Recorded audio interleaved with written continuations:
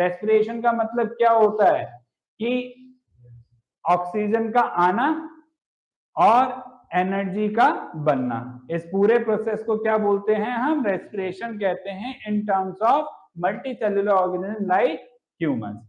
Respiration ये केवल हमने ह्यूमंस की बात करी, बाकी रेस्पिरेशन में क्या आता है? तो सबसे पहली बात कि कोई भी ऑर्गेनिज्म, इस चीज को भी हम क्लियर कर लेते हैं कि प्लांट लाइफ को भी हम ऑर्गेनिज्म बोलते हैं, क्योंकि ऑर्गेनिज्म का मतलब होता है कोई भी लिविंग बीइंग, अब चाहे वो प्लांट हो या एनिमल हो, उसको भी हम क्या बोलते हैं? ऑर्गेनिज्म बोलते हैं, ठीक है। तो कोई भी ऑर्गेनिज्म बाहर से जो फूड मटेरियल लेगा, उस फूड मटेरियल को लेने के बाद वो उसको एब्जॉर्ब करेगा, और एब्जॉर्ब करने के लिए वो उसका पहले ब्रेक डाउन करा सकता है और फिर फाइनली उसकी बॉडी उसको एब्जॉर्ब करेगी। लेकिन ये एब्जॉर्ब फूड उसके लिए एनर्जी तो नहीं बनाने वाला, इसका फर्दर क्या होगा? ब्रेक डाउन होगा। अब ब्रेक डाउन कैसे होगा? जितने भी ऑर्गेनिज्म होते हैं उनके लिए साइकिल स्टार्ट कहां से होती है? उनके लिए साइकिल स्टार्ट होती है 6 कार्बन मॉलिक्यूल से। 6 कार्बन मॉलिक्यूल का मतलब क्या हो गया? C6H12O6। ये कितने कार्बन का है? 6 कार्बन का है। तो ये 6 कार्बन मॉलिक्यूल को सबसे पहले ब्रेक करके किस में कन्वर्ट किया जाता है? 3 कार्बन मॉलिक्यूल में। और जो ये प्रोसेस होता है ये कहां आकर होता है? साइटोप्लाज्म। साइटोप्लाज्म तो ऑलरेडी पता है, सेल का जो फ्लूइड वाला पार्ट होता है, जेली लाइक स्ट्रक्चर, उसी को हम क्या बोलते हैं? साइटोप्लाज्म। तो यानी कि सबसे पहला ब्रेकडाउन क्या होता है? 6 carbon molecule which is glucose for us is ब्रेकन down into a 3 carbon molecule, जिसको हम बोलते हैं पाइरूवेट। आगे बात समझ या नहीं? तो किसी भी तरीके का ऑर्गेनिज्म हो, मल्टीसेलुलर हो या यूनिसेलुलर हो, यूनिसेलुलर को तो हटा देते हैं, उसको तो जरूरत ही नहीं है किसी ऑर्गन की, जो भी मल्टीसेलुलर ऑर्गेनिज्म है वो क्या करेगा? 6 कार्बन मॉलिक्यूल को किसमें ब्रेक डाउन करेगा? 3 कार्बन मॉलिक्यूल में, जो कि क्या कहलाएगा हमारे लिए? पाइरूवेट। अब इसको फर्दर ब्रेक करने के लिए क्या कर सकते हैं? इसको फर्दर या तो ब्रेक करा जा सकता है प्रेजेंस ऑफ एयर, और जब मैं एयर की बात कर रहा हूं तो पर्टिकुलरली ऑक्सीजन की बात कर रहा हूं, या फिर एब्सेंस ऑफ एयर। जब मैं एब्सेंस ऑफ एयर की बात कर रहा हूं तो भी मैं पर्टिकुलरली किसकी बात कर रहा हूं? ऑक्सीजन। तो यानी कि इस 3 कार्बन मॉलिक्यूल को फर्दर ब्रेक करने के लिए ऑर्गेनिज्म या तो ऑक्सीजन का इस्तेमाल करते हैं या नहीं करते हैं। तो अगर ऑक्सीजन का इस्तेमाल करेंगे तो जो प्रोडक्ट्स बनेंगे, और जब ऑक्सीजन का इस्तेमाल नहीं करेंगे तो जो प्रोडक्ट्स बनेंगे, दोनों डिफरेंट होंगे। तो वो कैसे होता है? तो ये जो 3 कार्बन मॉलिक्यूल है, जिसको हम क्या बोलते हैं? पाइरूवेट, वो जब एब्सेंस ऑफ ऑक्सीजन की बात कर लूं अगर मैं, तो ये कहां पर होता है? ये ऐसा होता है ईस्ट के अंदर। ईस्ट तो पता ही है क्या होता है? ईस्ट, ईस्ट पता है? ईस्ट पता है? Micro organism kind of thing होती है, ठीक है, जैसे बैक्टीरिया, वायरस, वैसे ईस्ट होता है। और ये ईस्ट के अंदर क्या करता है? ये 3 कार्बन मॉलिक्यूल को एब्सेंस ऑफ ऑक्सीजन में क्या करता है? ब्रेक डाउन करता है। और जब ये ऐसा करता है तो क्या बनाता है? इथेनॉल। इथेनॉल क्या है? वही अल्कोहल है। मेनली इसी को जो है इस्तेमाल करके बियर्स या इस तरीके की चीजों को बनाया जाता है। तो उसके अंदर क्या बनता है? इथेनॉल बनता है, जब ईस्ट अपना 3 कार्बन मॉलिक्यूल को ब्रेक डाउन करता है, और वही लोग पीते हैं। आगे बात समझ या नहीं आई? कोई डाउट? कि इथेनॉल के साथ क्या बनेगा? Carbon dioxide and energy. पहला ब्रेकडाउन समझ आ गया? ये कब हुआ? एब्सेंस ऑफ ऑक्सीजन में। दूसरा ब्रेकडाउन जो कि होगा प्रेजेंस ऑफ ऑक्सीजन में। तो जब प्रेजेंस ऑफ ऑक्सीजन में होता है तो ये होता है माइटोकॉन्ड्रिया में। माइटोकॉन्ड्रिया क्या होता है? Power house of cell. तो ये वहां पर अकर होता है। जब ये ऐसा होगा तो क्या बाय प्रोडक्ट्स बनाएगा? कार्बन डाइऑक्साइड, वाटर और एनर्जी। आ गई बात समझ या नहीं? कोई डाउट इस चीज के अंदर? फिर तीसरा ब्रेकडाउन होता है जब ऑक्सीजन की कमी होती है। ऑक्सीजन खत्म नहीं हुई है, क्या हुई है? ऑक्सीजन की कमी हुई है।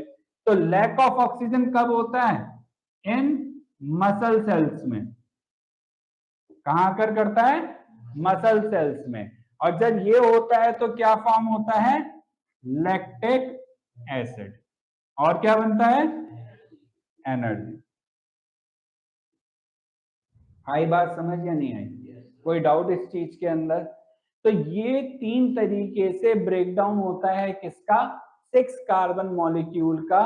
सबसे पहले तो 3 कार्बन मॉलिक्यूल में, और उसके बाद further absence of oxygen and presence of oxygen में। इस तरीके से क्या होता है? ब्रेकडाउन। है ही नहीं oxygen. Presence of oxygen, oxygen है। लैक ऑफ ऑक्सीजन, ऑक्सीजन है तो सही लेकिन कम अमाउंट में, जितना चाहिए उतना नहीं। आ गया बात समझ? ये जो 3 कार्बन मॉलिक्यूल ब्रेक हुआ, ये हुआ कहां था? साइटोप्लाज्म में। किससे? 6 कार्बन मॉलिक्यूल से ब्रेक होके किसमें बना? 3 कार्बन मॉलिक्यूल।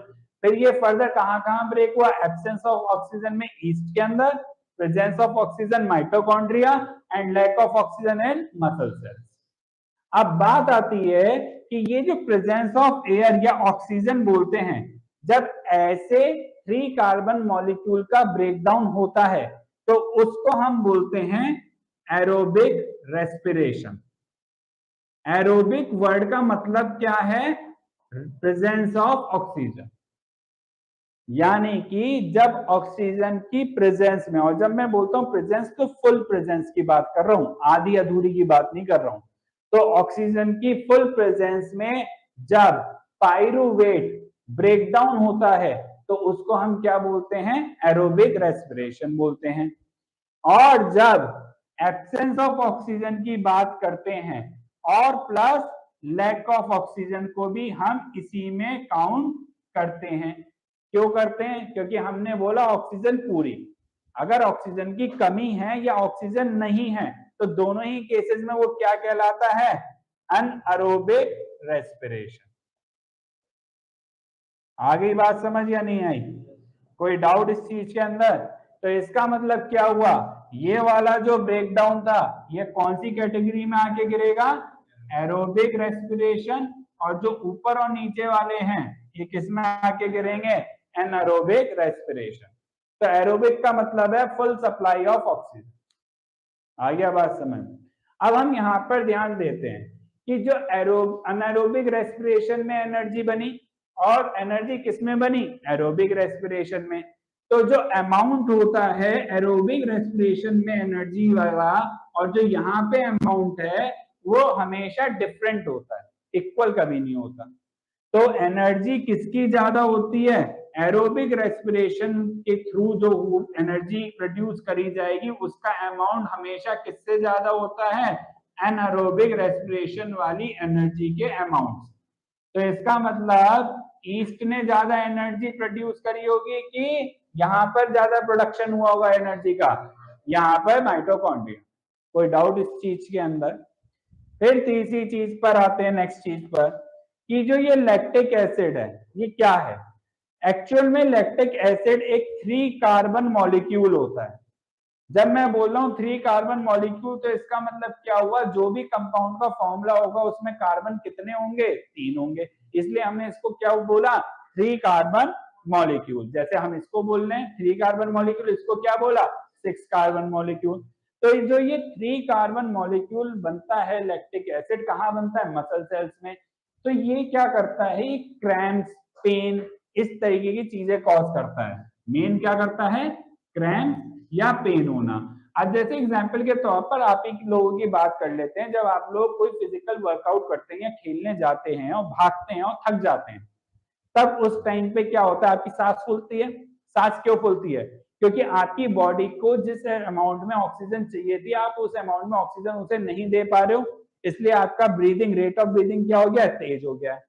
और जब ऐसा होगा तो क्या आपके सेल्स तक सफिशिएंट अमाउंट में ऑक्सीजन जा रही होगी? नहीं। अगर जा रही होती तो आप ऐसे ही ब्रीथ कर रहे होते जैसे मैं अभी खड़े होकर ब्रीथ कर रहा हूं। तो ऐसे केस में क्या होगा, जो हमारे मसल सेल्स हैं वहां पे क्या होने लगेगा, ये थर्ड वाला प्रोसेस होने लगेगा।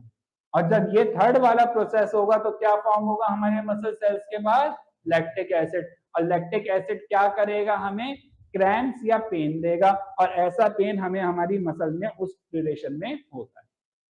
आया बात समझ या नहीं आया, कोई डाउट इस चीज के अंदर?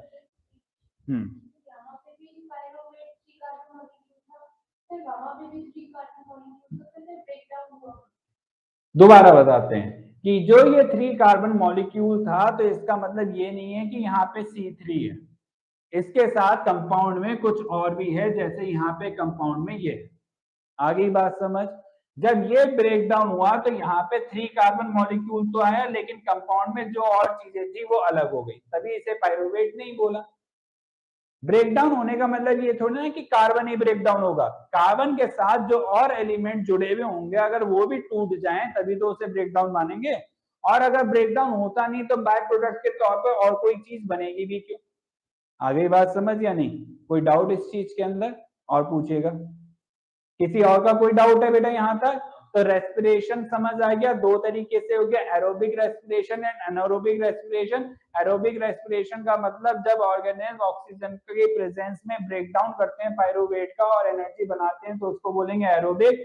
और जब एब्सेंस ऑफ ऑक्सीजन में बात करते हैं तो उसको हम बोलेंगे एनारोबिक। लैक ऑफ ऑक्सीजन को भी हम किस रेस्पिरेशन की कैटेगरी में डालते हैं, एनारोबिक रेस्पिरेशन में। और कभी भी अगर ब्रेक डाउन होना है तो किसका होना है, सबसे पहले ग्लूकोज का, जो कि 6 कार्बन मॉलिक्यूल है, जिसको ब्रेक डाउन हर ऑर्गेनिज्म किसमें करता है, 3 कार्बन मॉलिक्यूल में, जिसको हम बोलते हैं पाइरुवेट। और ये अकर कहाँ होता है, साइटोप्लाज्म में। फिर 3 कार्बन मॉलिक्यूल को अगर प्रेजेंस ऑफ ऑक्सीजन में ब्रेक डाउन करा जाए तो कहां पर होगा, माइटोकॉन्ड्रिया में। और बाय प्रोडक्ट के तौर पर क्या बनेगा, कार्बन डाइऑक्साइड, वाटर और एनर्जी, यानी कि वही सब बनेगा जो हमारी बॉडी में बनता है।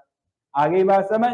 उसके बाद अगर बात करें हम एब्सेंस ऑफ ऑक्सीजन में, तो वो कहां होता है, ईस्ट के अंदर, जो कि बाय प्रोडक्ट्स के तौर पर क्या बनाता है, ethanol, carbon dioxide and energy. और फिर लास्ट में क्या आ जाएगा, एब्सेंस ऑफ ऑक्सीजन नहीं, लैक ऑफ ऑक्सीजन, जो कि हमारे कहां होगा, मसल सेल्स में, जिसमें क्या बनेगा, लैक्टिक एसिड और एनर्जी। आगे बात समझ या नहीं, कोई डाउट इस चीज के अंदर? ये जो इथेनॉल होता है ये होता है 2 कार्बन मॉलिक्यूल, यानी कि जो भी इसका कंपाउंड का फॉर्मूला होगा उसके अंदर कार्बन कितने होंगे, 2 होंगे। आगे बात समझ या नहीं, कोई डाउट इस चीज के अंदर? क्या जल्दी जल्दी का क्या, रिएक्शन होगी तो बनते रहेंगे भाई, केमिकल रिएक्शन ही तो है, और हो क्या रहा है यहाँ पर, कोई डाउट इस चीज के अंदर? अब बात आती है कि जो ये एनर्जी बनी हमारी बॉडी के अंदर, इस एनर्जी को हमारी बॉडी डायरेक्ट एक्सेप्ट नहीं करती। क्यों एक्सेप्ट नहीं करती, बात तो ये भी है, क्योंकि एनर्जी जिस फॉर्म में बॉडी एक्सेप्ट करती है उस फॉर्म को हम बोलते हैं एटीपी। कहने का मतलब, जैसे आप विदेश गए, पैसा कमाया, आप इंडिया में आए, तो क्या आप उसी करेंसी को चला सकते हो, इंडिया में नहीं, यहां पर क्या चाहिए होगी, रुपीज। तो इसका मतलब पहले आपको उसे किसमें कन्वर्ट करना पड़ेगा, रुपीज में। तो सेम मैनर में जो एनर्जी यहाँ पे क्रिएट हो रही है, इसको मेरी बॉडी डायरेक्टली क्या नहीं कर सकती, यूज नहीं कर सकती, क्योंकि मेरी बॉडी इस एनर्जी को इस फॉर्म में एक्सेप्ट ही नहीं करती। तो वो किस फॉर्म में एक्सेप्ट करती है, एटीपी की फॉर्म में। ये एनर्जी की क्या है, वो करेंसी है जो मेरी बॉडी क्या करेगी, एक्सेप्ट करेगी, जिसकी फुल फॉर्म क्या होती है, एडिनोसाइन ट्राइफॉस्फेट। आगे बात समझ। अब ये एक्सेप्ट कैसे करेगी, तो ये भी तो पता होना चाहिए। तो क्या होता है, एक एडीपी नाम का मॉलिक्यूल होता है, किस नाम का, एडीपी। इसका फुल फॉर्म क्या है, एडिनोसाइन डाइफॉस्फेट। वो ट्राई था, ये डाई था, बस इतना फर्क है। और हमारी बॉडी के अंदर एक होता है इनऑर्गेनिक फॉस्फेट, जिसको लिखने का तरीका ये है। तो सबसे पहले क्या करा जाता है, इस एनर्जी का इस्तेमाल किया जाता है और एडीपी को इस फॉस्फेट के साथ लिंक करा जाता है। लिंक करने का मतलब क्या हो गया, एडीपी में लिंक किसका आ गया, पी का। ये जो लिंक है इसको हम बोलते हैं टर्मिनल लिंकेज। क्या बोलते हैं, टर्मिनल लिंकेज। आगे बात समझ। तो ये जो एडीपी का टर्मिनल लिंकेज पी के साथ हुआ, इसी को हम बोलते हैं एटीपी। जब तक एडीपी इनऑर्गेनिक फॉस्फेट के साथ लिंक नहीं था तब तक कोई नहीं, कुछ भी नहीं था। जब एडीपी इनऑर्गेनिक फॉस्फेट के साथ लिंक हो गया तो जो मॉलिक्यूल बना वो क्या कहलाएगा, एटीपी कहलाएगा। आ गया बात समझ या नहीं आया। इनऑर्गेनिक फॉस्फेट हमारी बॉडी के अंदर न्यूट्रिशन के तौर पर प्रेजेंट होता है।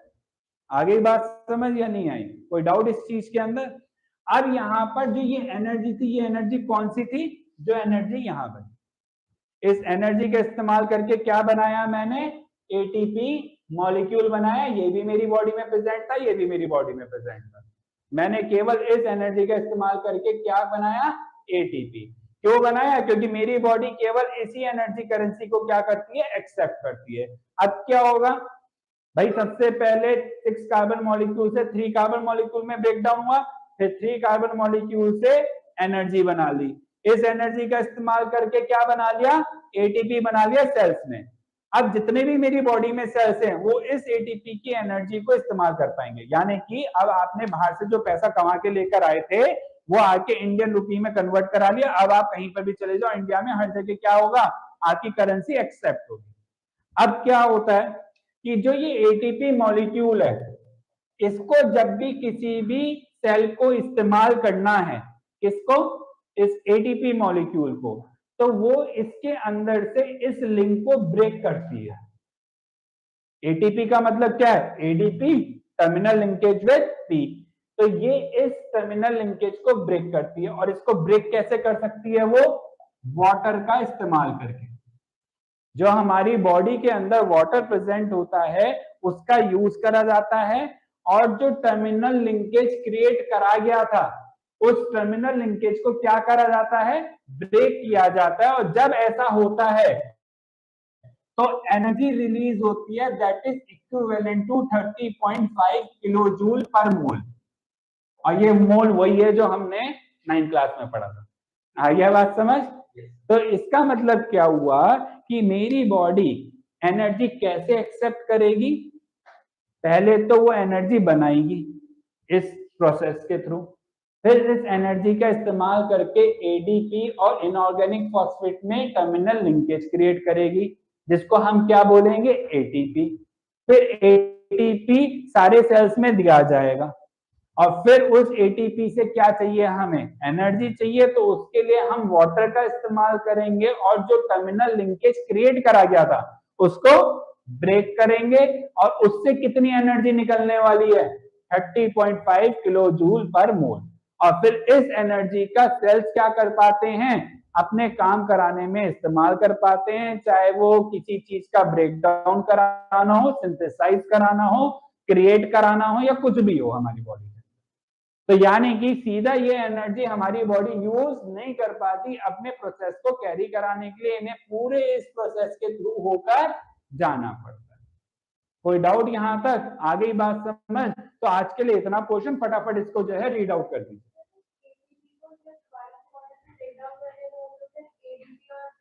एडीपी और फॉस्फेट अलग हो गया, तो जब ये अलग होता है तो ये एनर्जी निकालता है, और वही एनर्जी किसके इक्विवेलेंट है, इसके। यहां पर सबसे पहले ये जो रिएक्शन है ये कौन सी टाइप हो गई, एंडोथर्मिक। क्यों हो गई, क्योंकि ऑब्वियस सी बात है यहाँ पर क्या हो रहा है, एनर्जी का यूज करा जा रहा है एटीपी के मॉलिक्यूल को बनाने के लिए, और फिर वाटर का इस्तेमाल करके एनर्जी को रिलीज किया जा रहा है। तो इस पर्टिकुलर रिएक्शन को हम एक्सोथर्मिक बोल सकते हैं। आगे बात समझ, यानी कोई डाउट इस चीज के अंदर। ये तो क्या था, ये तो वो था कि अगर भाई बाहर की करेंसी यहाँ चल जाती तो ये करने की जरूरत ही नहीं थी, सीधा जो है क्या होता, एनर्जी ले लेता वो। लेकिन उसकी क्या थी कि मैंने लेना है तो इंडियन रुपी लेना है, नहीं तो मैं कुछ और लूंगा ही नहीं। तो उसकी ये हसरत पूरी करने के लिए एटीपी बनाया, फिर एटीपी को दोबारा तोड़ा तो एनर्जी निकली। आया बात समझ या नहीं आया, कोई डाउट इस चीज के अंदर।